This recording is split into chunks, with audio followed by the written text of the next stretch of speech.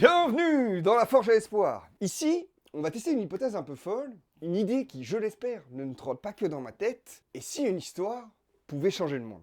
Mais pour ça, on a du boulot, parce qu'il nous faut quelque chose de spécial. Des histoires, il en existe des milliers.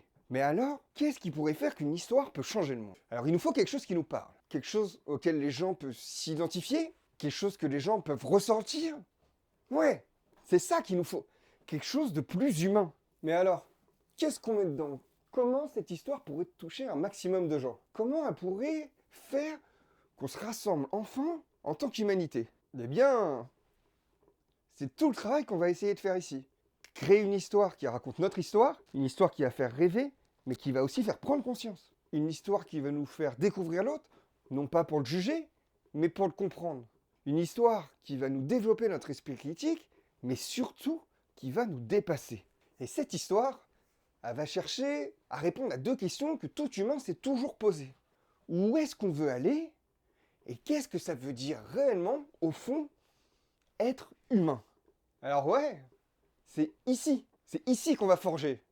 Pas une idée, non, loin de là. Ici, on va forger tout un univers qui va réunir les mythes, les symboles, les lieux, les personnages qui font que l'humanité est ce qu'elle est aujourd'hui. Ici, ce qu'on va faire, c'est pas vraiment créer. Ça va être assembler tout ce qu'on est pour offrir des options à ces questions. Pour qu'on sorte un petit peu de notre réflexion manichéenne qui est soit tu vis, soit tu meurs. Mais pour qu'on cherche à trouver des directions, d'offrir des solutions à des choix, et pourquoi pas un sens à tout ça. Mais alors, qu'est-ce qui va différencier notre histoire des autres? Tous les auteurs en ont écrit depuis des décennies, depuis des millénaires.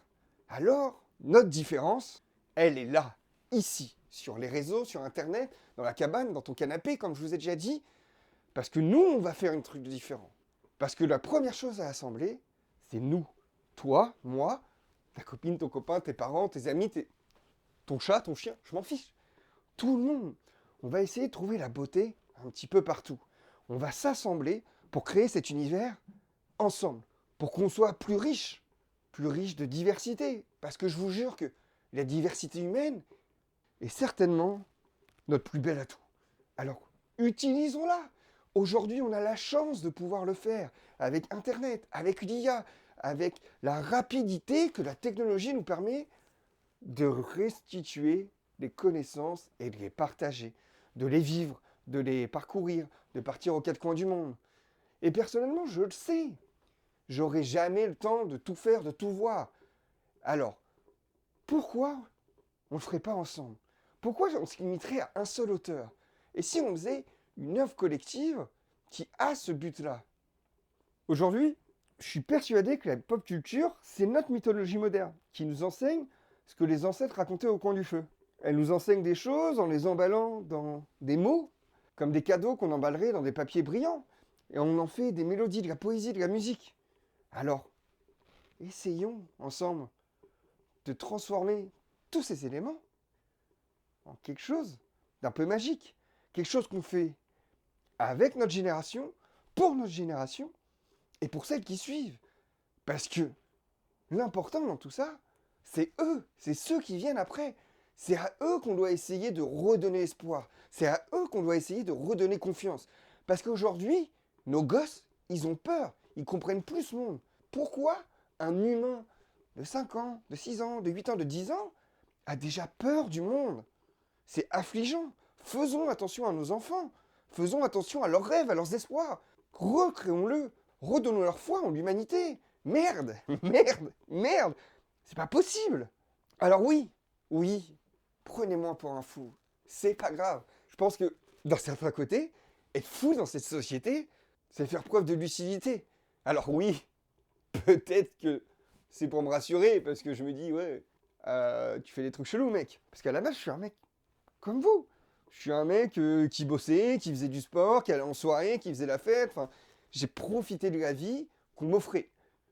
Et puis au bout d'un moment, cette surconsommation, le fait de tout, que tout soit éphémère, de tout bazarder, il n'y avait plus de saveur.